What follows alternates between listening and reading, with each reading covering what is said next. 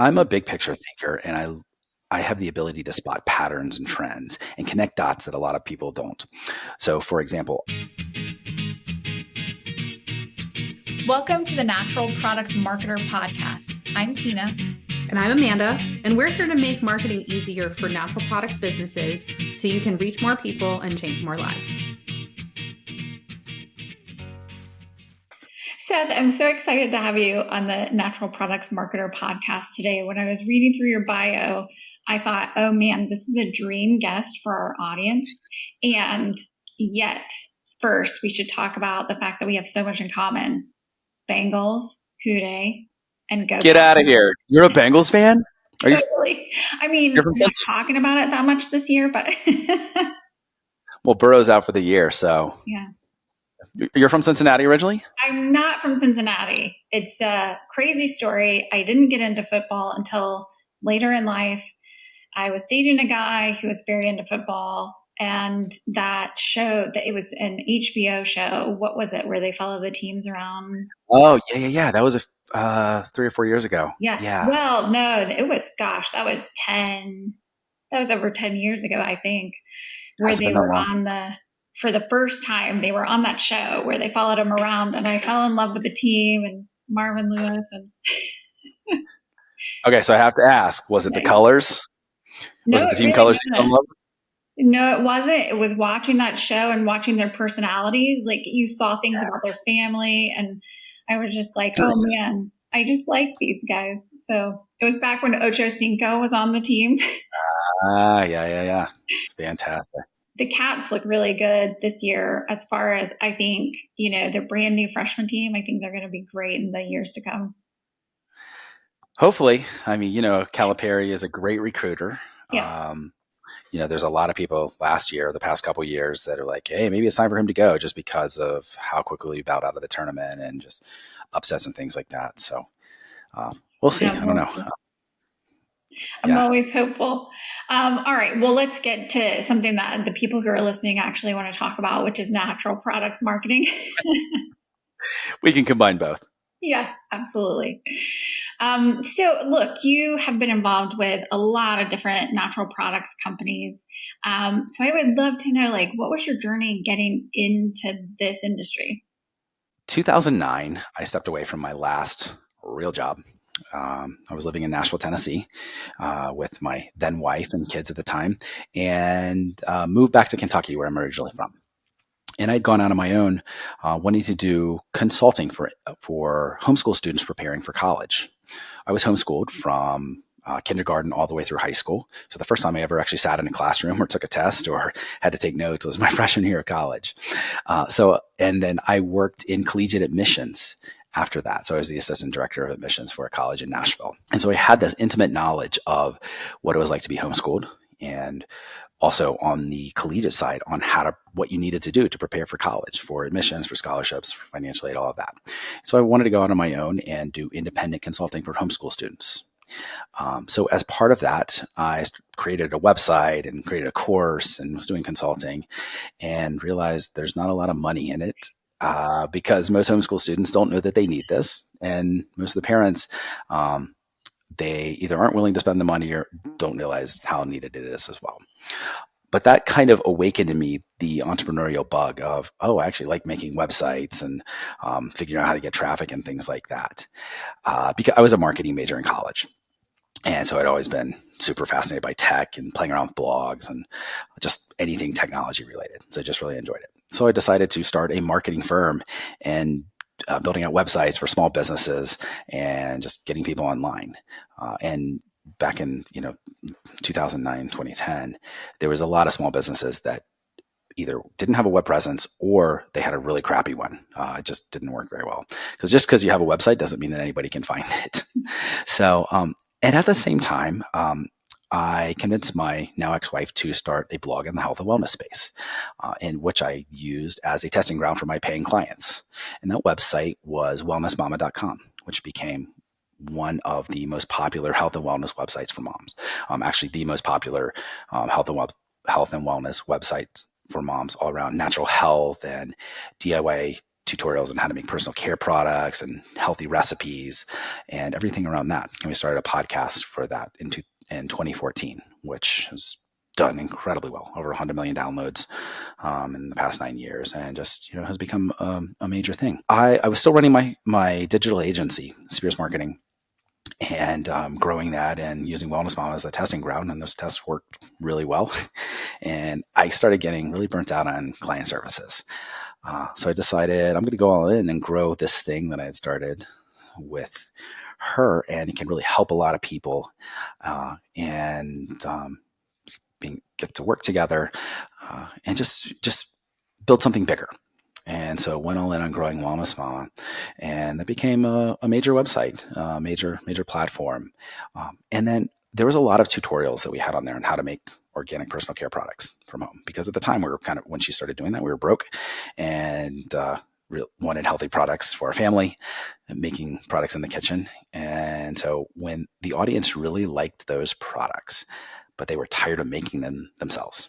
And so when you hear that story enough times, you realize that there's an opportunity for a business. And so from there, we launched Wellness, which is a brand of organic personal care products based on those creations that Katie had created in our kitchen so many years ago, and launched that in 2020. So fast forward, during COVID, we really grew apart and the marriage ended. And so we parted ways, and I took over running Wellness. She took over running Wellness Mama. And that's been my primary focus the past few years, is growing this little baby brand of personal care products in the e-commerce space to profitability, and just growing and molding that. And then I also launched a brand, an outdoor equipment company with my brothers a couple of years ago called Rewild Gear. And so that was really to scratch my own itch. I've always been super into the outdoors, into camping, hunting, backpacking, and just spending as much time in nature as possible. And then with my divorce, I've leaned into that a whole lot more, just spending more time in nature and figuring out who I am at my core, and just really grounding. And so the company has really played into that, of creating really high quality and minimalistic gear for the camping, hunting, and backpacking space. And so that's been my focus the past few years. It's just been growing companies in the e-commerce world and doing consulting for companies that are growing. And just with my background in content creation and SEO and social media and web design, and really just using those learning experiences and tools to help companies that are on a mission to make better products that are better for you, better for the environment, that are on a mission to do something bigger than just themselves. So that's kind of been the trajectory in a nutshell over the past decade. Yeah, that's so amazing. And just listening to your story, I resonate with so much of it. Spending time in the outdoors, being healing, helping with mental health, and figuring out what's next in life when things don't go the way you thought they were going to.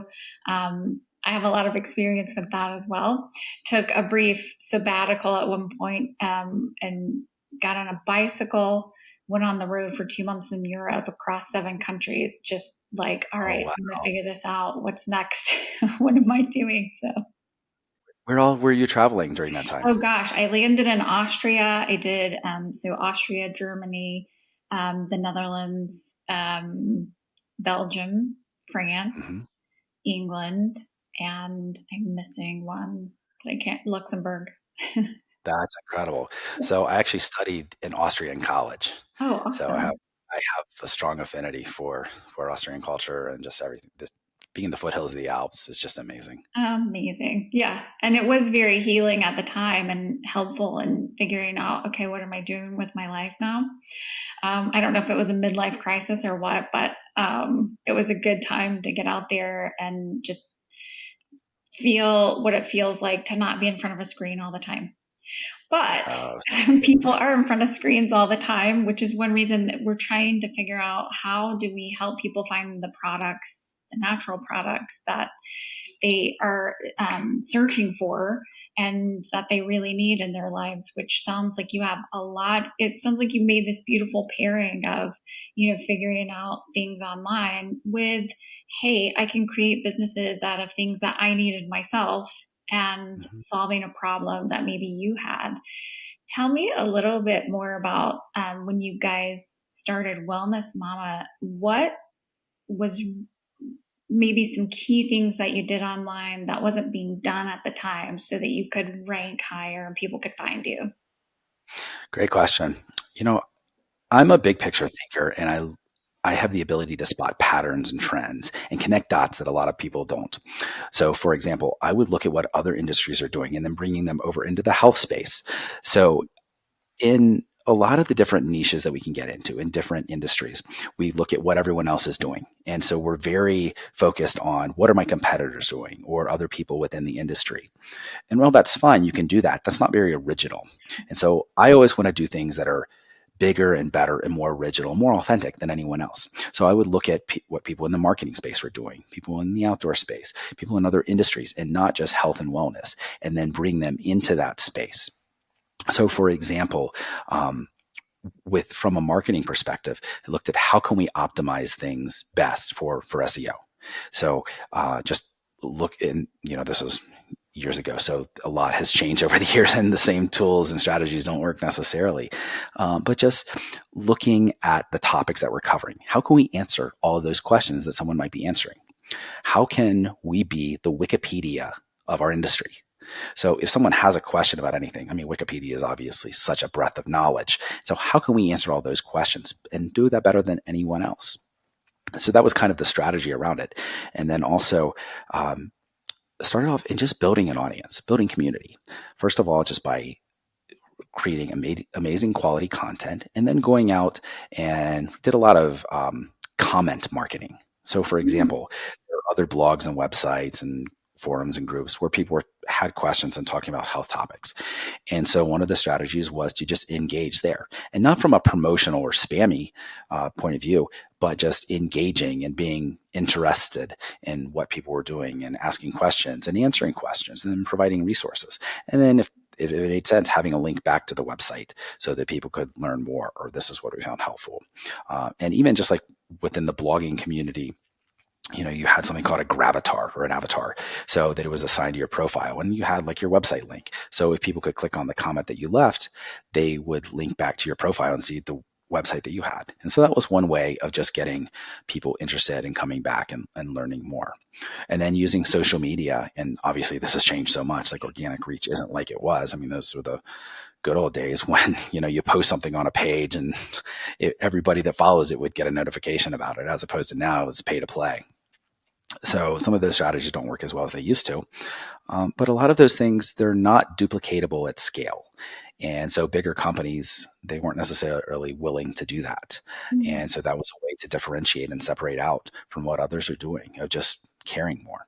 So back when we had started the thing, Katie was replying back to every email that would come through and just giving a damn, caring more than anyone else, because that's something that if you can separate yourself from your competitors by being more authentic, by going deeper, by just doing things that are more authentic to you, that's a way to stand out, because people, they'll stick around and they will follow someone or a brand based on that message and showing that you really care and you're not just in it for the money or in it just to build something, grow it, and sell it, but you actually want to make a difference. I think that's one of the most important parts. Yeah, that's what I find so encouraging about being in this community, because it seems, for the most part, now there are some nefarious players out there, but for the most part in the natural products industry, it is all about heart and soul. So what we try to bring to the table is, hey, we want to help you actually make money out of this too. Yeah. Sometimes it's so heart and soul that they forget that they need to bring in some revenue as well. But I love some of those strategies that you were talking about. And while it's not exactly that way anymore, the algorithms have changed and different things have evolved, but this one-to-one communication is still important. So finding these online communal places where people are hanging out, answering questions, replying to things online, whether it's on your website or on social media, is a great way. DMs on Instagram are a great way to connect with your audience. Or answering questions on platforms that people are just, they've built a community around a topic. You hop on there, you can answer questions on Reddit. It's a great place still. Yeah. So there are a lot of these strategies that the essence of them remains the same. It's the tactics that have changed a little bit, but I think you're right. It's one way that's, helps you be unique and stand out in this crowded online space where now the Amazons and Whole Foods and all those big box players of the world are coming into natural products. And so creating a relationship, even if it's online, is still a great way to grow your market. Yeah. And there's also a lot of greenwashing within the industry that people say that they're getting in it for the right reasons. And yet, maybe because they have investors, maybe because they have shareholders or stakeholders who are more interested in profiting than in actually making a difference and being a change maker. I think that's one of the reasons why. There's multiple reasons. Um, so for Wellness, we have really leaned into the sustainability side. So, for example, I think one of the biggest issues that we're facing in the world today is pollution, is how our soil depletion, all of the chemicals that are going into our water, our air, our soil. These are major issues that people are starting to talk about more, but they're not realizing how the supply chains affect that. Single-use plastics is a perfect example. So we realized when we wanted to start the company that we have to do things differently. One of the ways to differentiate product ingredients, obviously, because I will put our products up against anyone's just from the ingredients and the quality and the efficacy of how well they work. However, what about our packaging? What about the supply chain? So, for example, our tubes, our tubes of toothpaste, our shampoo and conditioner, we use a recycled sugarcane bioplastic that is compostable in either commercial composter or in some of the countertop composters that you see now, like the Lomi device. So our tubes, you put those in one of those countertop composters, it turns into dirt overnight. So that is something that no other company is doing. They're all talking about, oh, it's recyclable. Yeah, but how much of that stuff is getting recycled, And it's still using single-use plastic, which is a problem. So this was one of the ways that we wanted to differentiate ourselves by being better for you, by what you're putting on your body, you're putting in your body, and for the environment. How are we affecting our planet? Like just with everything that we're doing, our packaging, the compostable side, or if you can recycle it or reuse it.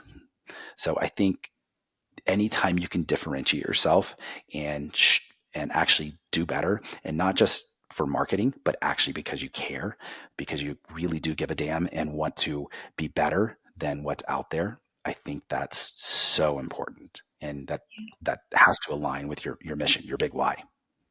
Yeah, it's so some of the things that you're talking about is this complete alignment with your values. So I know there are a lot of people out there that have a lot of heart and they'll bring it to the forefront in one lane and it makes a lot of sense. But what you're talking about is at every point of that customer experience and product development that you are, wait, does this align? Does this align? Is there a way that we could do something different that aligns even more? So we like to think of the customer journey, especially online. But if there's a true sense that you are really trying to create relationship with your customer from a retail store's perspective or all the way to B2B. If you're a manufacturer and you're trying to get independent retailers to have your products on their shelves, then look at every point of that customer journey and say, could I align this more to have a better relationship, to have a more targeted relationship, to have something that's more personalized for these people as we're going. And the same happens with all of the different values, your core values. As long as you've identified them, you can ask that question at every step of the way. I love that you guys brought that into your skincare products. Yeah. When it comes to natural products and things that you're using every day, subscriptions in the e-commerce space, they're big because it's recurring revenue and you need that. You want people to consume it and come back to purchase again. So, and we're no different. However, one of the things we encourage our customers to do is not order every month. It's to order every 3 months, but order more, because then that's going to save packaging shipping costs. It's going to be more economical for them and for us. So it's a win-win. A lot of companies, they don't lean into that. But for us, it just makes sense because we want to do what's best for everyone. It's got to be a win-win for all parties involved. And so I think anytime that you can find those opportunities that might look different than what others are and just lean into that, it's going to be better for everybody. Yeah, so that's taking that even one step further. So subscription models work really well. And, we talk to a lot of independent retail stores. So they're grappling with how do we do this whole subscription model in our store or in our online platforms. But I love this idea of, and you can do this with most supplements, they're shelf stable for a period of time, that you could do these quarterly pushes for, hey, it's time for you to get your 3-month supply. And maybe there's something in that for the natural product stores or the manufacturers, especially if they're going B2C on that. Hey, because you're right, especially if you are looking towards sustainability or keeping that carbon footprint down, that makes a whole lot of sense. So if you're saying that's a value, this is one other way that you look at, okay, does this align? Could we make it align better? It's just another illustration that you guys were aligning everything with your values there. Yeah, exactly. I get really annoyed when I see companies, especially in the supplement space, that they'll sell you a product and then on the back end they're trying to sell you like 10 more bottles for a major discounted price. And it's like, okay, great, you're getting a discount and nobody needs this many, especially on a first time purchase because you don't know if you like it, don't know if it works for you. And supplement companies have really good margins, the vast majority. I mean, there's some that don't, compared to personal care products where we don't have the same margins as those do. So we have to be more careful with our marketing and how we're doing that. But I think it's incongruent when you're trying to oversell someone that they don't need that many, that it just seems wasteful. And we live in such a mass consumerist society, and this an instantaneous microwave culture of we want everything now or yesterday. And so let's buy as much as we can and then just consume it. And I think we need to consume less. We need to save more and just look at how can we have less consumption and just get those things that we need, purchase those things, but not just at all cost. Let's focus on quality over quantity. Yeah, another thing that brings to mind for me, Seth, is when you're saying, hey, on a first time purchase, these bulk orders might not work or even be the best experience for the customer. A lot of people who are new to natural product supplements and that sort of thing, they're not sure if they really want to try this product and whether or not they'll feel results from it after using it. And so I'm thinking of ways that you could sort of take down the risk for that product or service. And I do know a lot of manufacturers are like, hey, if you don't feel a difference when you use this product or supplement, or if you're not satisfied after a certain period of time, bring it back to the store. We'll replace it. Like things like that, where you're taking care of the customer and reducing their risk, helps them go ahead and make the decision to give something a try. And if they do enjoy it, that would be the opportunity. And again, it's this personalized marketing and messaging that comes into play when it's like, hey, did you see results from this product? Did that work for you? And if the answer is yes, then okay, that might be the time to start a subscription or a bulk order. Yeah, exactly. And the flip side of that, and I try to look at both sides of every angle, just to kind of understand and play devil's advocate. We also see abuse in there as well, where customers they'll try to make a return, like, oh, I didn't enjoy it. Well, you used 95% of it. So what are you talking about? So it's a little bit disingenuous, and there's bad apples no matter what. But also realizing just because someone else is doing something that is what I would consider unethical, that doesn't mean that we need to change our strategy because of that, because we want to do what's right no matter what. Yeah, it's always that. This happens with feedback too. We see, one person complains about something, and then you try to change everything to match that person. And the truth is that there are bad apples. There are people that are difficult to deal with, but the majority of the people that you're working with, if you cater to the people who are great customers and people that align with your values and don't do these nefarious activities trying to get money out of returns. If you cater to them and just keep in mind that that's the majority of the people that are going to be coming in and out of your store, and keep that positive mindset, I think that, yes, you're going to take some hits, but they won't be too overwhelming. And that bad customer feedback. Now, if it's over and over again, especially from your best clients, it's something to pay attention to, but we don't have to pay attention to every single bad comment that comes our way. Yeah. Something that I feel like happens a lot in the health space, especially the natural health space in particular, a lot of people get into it because they're trying to fix their own issues, their own allergies, food sensitivities, maybe it's weight loss, who knows? And so because of that, they think that everything can be an enemy. Like take gluten, for example. Gluten has been so just made to be a villain in so many ways. But I think in health, it's the bio-individuality of each person. We're all so different. Our genetics, our biology, all of these things. And so what is good for one person isn't necessarily good for everyone else. It rarely is, actually. So for example, I'm Italian. I do fine with gluten. Like I can eat wheat and grains and things all day, no problem. I don't do so great with corn and beans, but for someone from, say, a Latin American culture, they do great with those. So, especially those that are in the natural health space, paleo, et cetera, keto, they're going to malign gluten and flour and wheat and bread and things like this. So, but again, I think that's an example of trying to make a common enemy out of something that we have to realize that there's that individuality for each one. And also taking a stand for what your brand is. So, example, if your audience has gluten sensitivity or celiac or something, then yeah, you kind of need to make gluten the enemy, because for that person and for that audience, it can be deathly for them or make them so sick. So in that instance, you need to. I think where we get into trouble is if we stop taking a stand for anything. And just like, oh, anything goes, or this is good, that's good, whatever. And then you have no backbone, and then your brand is so wishy-washy that you don't amount to anything. You don't stand for anything. So I think that's important too. Yeah, it just reminds me, looking deeper into the science of any of these gluten, keto, paleo, especially nutrition. We don't know as much as we claim to know, especially when it comes to the individuality. So one of the reasons I love doing what we do is because there's a path to have more personalized conversations and a consultative experience with the people that you serve. And this is all related to segmenting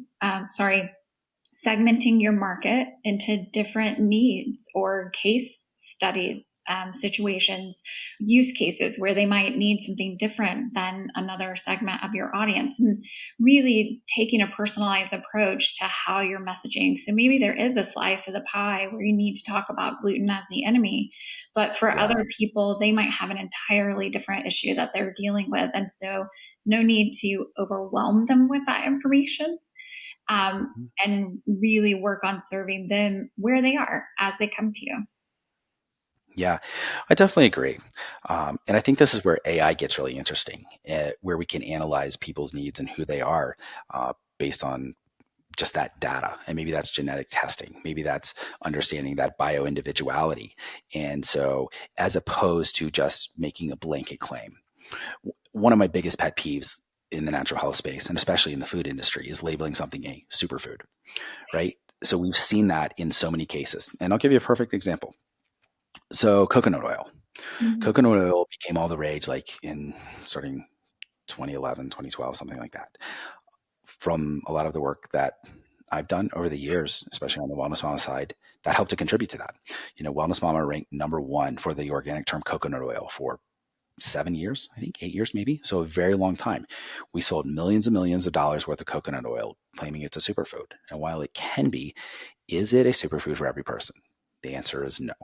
So if someone grew up like in the Pacific Islands or something, where you're used to eating a lot of those types of healthy fats, coconut oil and such, great for them.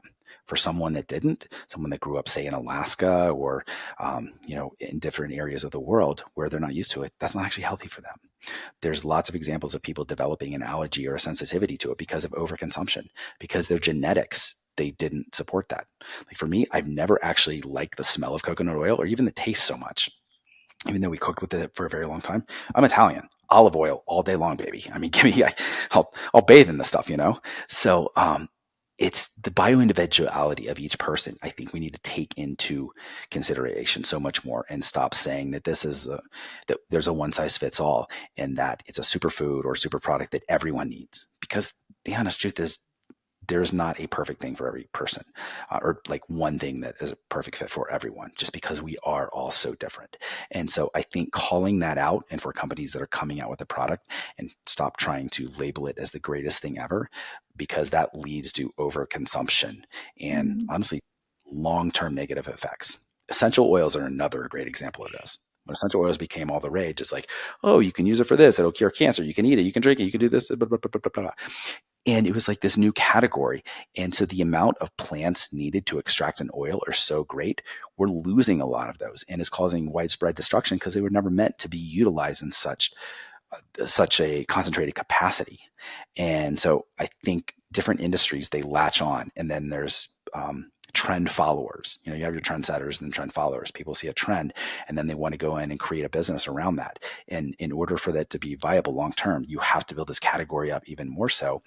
And then, but what are the long term effects of that? What are the second order effects of that growth? And I think that's where we're not paying attention enough to see what potential destruction that could have. Yeah, that brings us back to, I think, some people are in it for the money. But if you really are in this because you're passionate about the health of people and where this can make a difference, it's so important to get to know who you're talking to and to make sure it's not the wrong people that you're trying to serve. You can call that out on your website and then your social media as well. I think this is part of that, taking a stand for what you believe, because if you believe that your product can help people and it's shown results to do that, or a product that you carry in your store, then definitely promote it, but figure out who it's best for and let people know if it's not for them. Because I really think this next generation of people that are looking for natural products are looking for transparency and people that they can believe in. And that's one way to outcompete the Amazons of the world, because they are not going to be able to do that. Customer reviews might be helpful with that, but there's not a consultant on Amazon right now. AI might get us there eventually, but there's not a consultant on Amazon right now that's going to help you find the right magnesium if you need a magnesium supplement, or let you know that, hey, you should test your magnesium levels and then dose to get to a certain result. But we know that people in this industry, especially the smaller companies, are nimble enough to be able to do this and to have conversations with our customers. And if you really believe in people's well-being, then finding out more about your customer is exactly the route to go, I think. Tell me more about Wild Gear and the growth that you've put into that. What are some tactics that you're using to promote your Wild Gear company? Yeah, so for Rewild Gear, in full transparency, it is definitely the fun side project that we have not reached profitability yet. So I am still learning, and going into a new industry can be a challenge. And there were some strategic errors that I made when launching the company. For example, the way that Wellness grew, we already had a built-in audience from what we had done on the Wellness Wellness side, and then leveraging connections and other people in the space that could help promote and grow. With Rewild Gear, this was a passion project where I wanted to create the highest quality gear for the outdoor space and really to scratch my own itch. So the history for the company was my three brothers and I were sitting around a campfire drinking bourbon and comparing knives. And, we grew up in Kentucky and loved camping and hunting and backpacking and just spending time in nature. And we're all gearheads. We always want the best, quality over quantity, but we always purchase lots of different ones to test out and see what we liked and try to find like the perfect knife. So we're sitting around this campfire and just comparing knives and started the conversation of what would the perfect knife look like? If you were going to create it, what would you do differently than the ones you have or the ones you tested out? And so we started just sketching out ideas. So that was over 10 years ago now. And then when COVID came around, I had the realization that one of the things with all the lockdowns that people could still do was get into nature and go camping and spend more time. So it's a perfect time to launch a company. However, what I didn't take into consideration was the fact that it's a lot easier to build something and grow something if you already have an audience to sell to and finding out what they want. So for Wellness, we had feedback and examples that people, they wanted a natural toothpaste that worked really well, that the tutorials and recipes that we had over on wellnessmama.com that people could test out and make themselves, but they got tired of making it themselves and wanted us just to sell it. So I didn't do that same strategy for Rewild Gear. So that's definitely been a learning experience. And so that's something that we're really leaning into is how can we build more community? How can we engage people that are already in the outdoor space and that are looking for these types of products? So for example, we make knives and fire starters and backpacking grills and camping utensils. And so and that's also across several different subgenres of the outdoor space. You know, you've got hunting, you've got bushcraft, you've got survival, you've got hiking, you've got camping. So they're all sub niches within the greater outdoor space. And so I've learned a lot. Unfortunately, most of my greatest learnings have been what not to do. I think that's a lot of people. So, we're still learning and growing and going from there. That's so interesting to hear because obviously you had a lot of success with Wellness and Wellness Mama. And then launching out to do a new thing, it just reminds me that past success does not indicate future success and that you really have to be aware of what you're launching into. And a lot of the things that we find very successful for product manufacturers and for independent retailers alike is this network.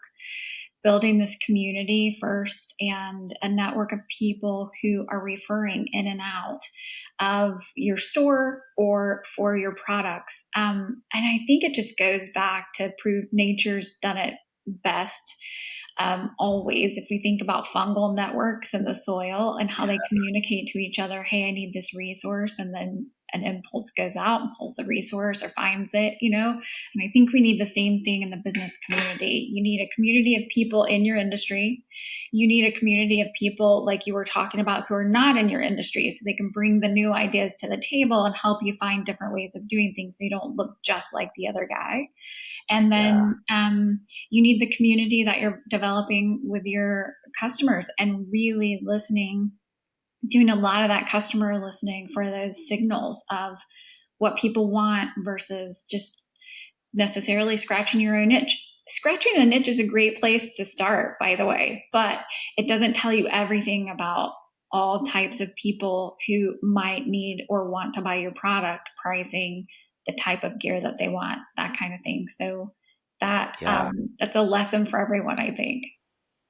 Yeah, I agree. And I love the example of the mycelial networks because those are absolutely fascinating and like how they grow and work and how similar they are to the brain as well, as far as those neural pathways and such. But yeah, you do bring up a really good point about having those different types of communities that you can learn from and pass on.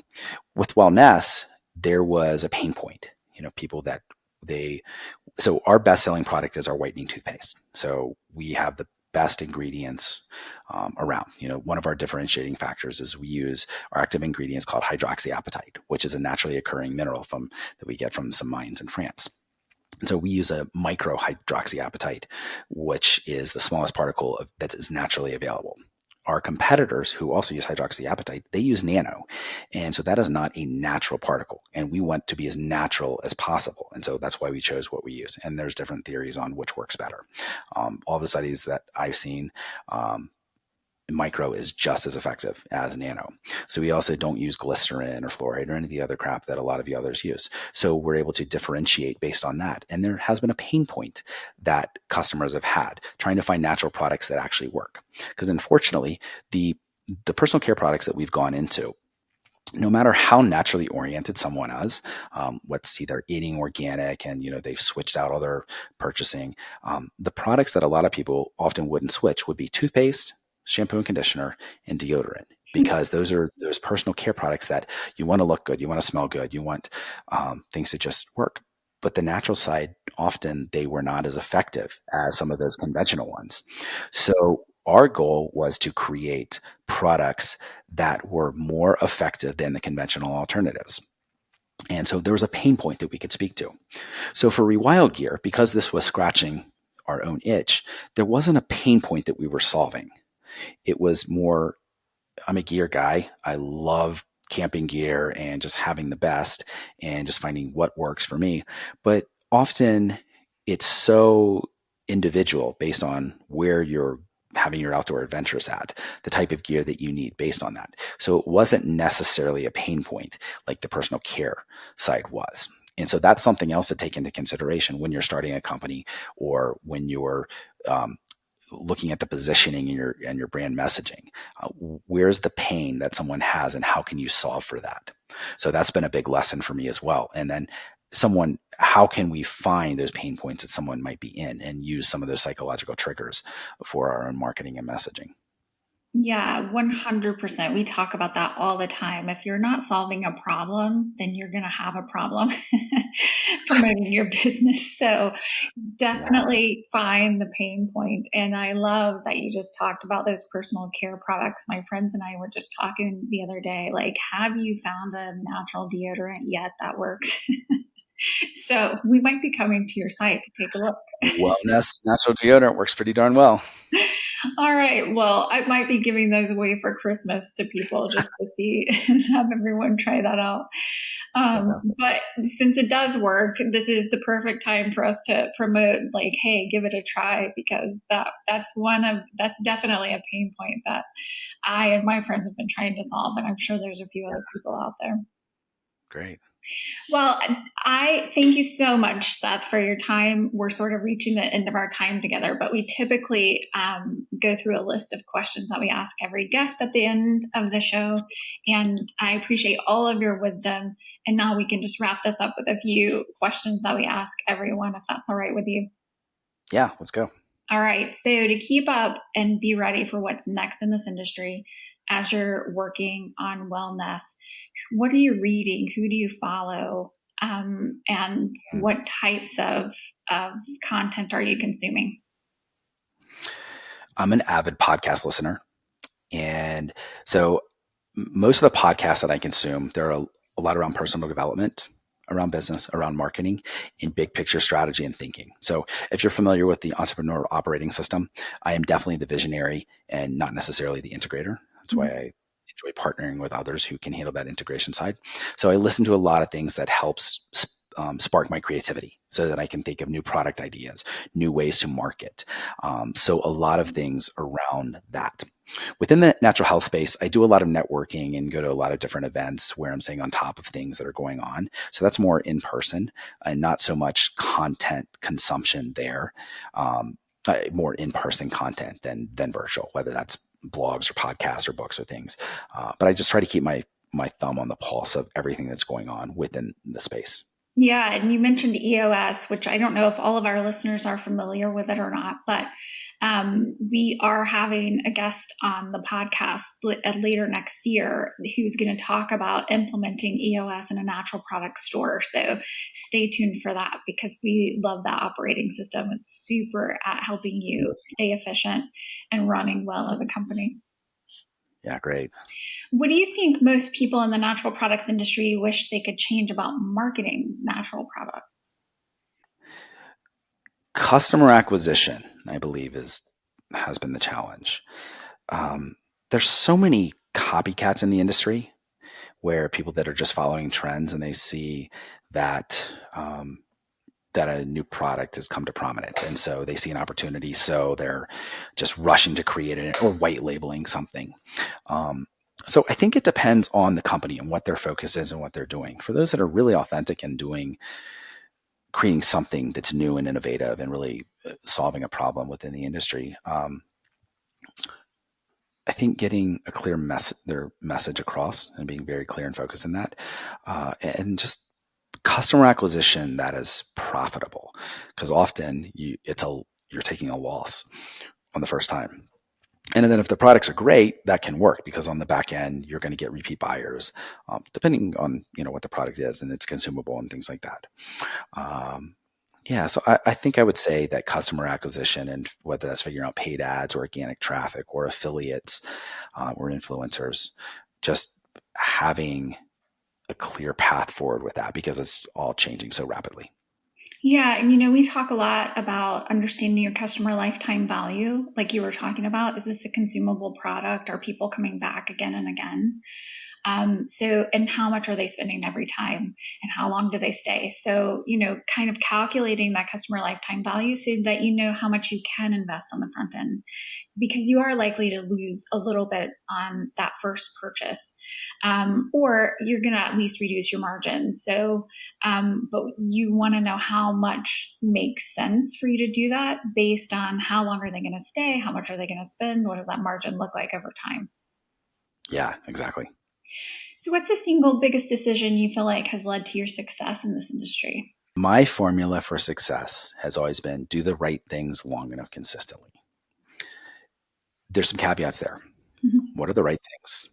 How long is long enough? And what does it mean to be consistent? If you can answer those questions for you and for your business, I think that's where success happens. And the other thing that I've paid attention to and realized within that framework is that if you can figure out what your skill set is, so what you're naturally good at, what you enjoy, and where there's a need in the market, then that's where the magic lies. So it's a combination of your skill set, what you enjoy, where there's a need in the market, and then doing the right things long enough consistently to meet those needs. Yeah, and usually doing those right things is exponential. So sometimes you don't even realize when you're almost there. And then there's a tipping point, and then everything sort of comes together. So Yeah, it's it's an easy to see art. that tipping point. It's easy to see that tipping point in hindsight, but when Yeah. you're in it, it's a lot harder too. So therein lies the challenge in work. Yeah, 100% agree. What do you think is the biggest challenge for this industry in the next 3 to 5 years? For companies that are just getting started, competition is really fierce. And we're seeing so much copycatting going on. Amazon is obviously huge. They're the 100-pound gorilla in the room.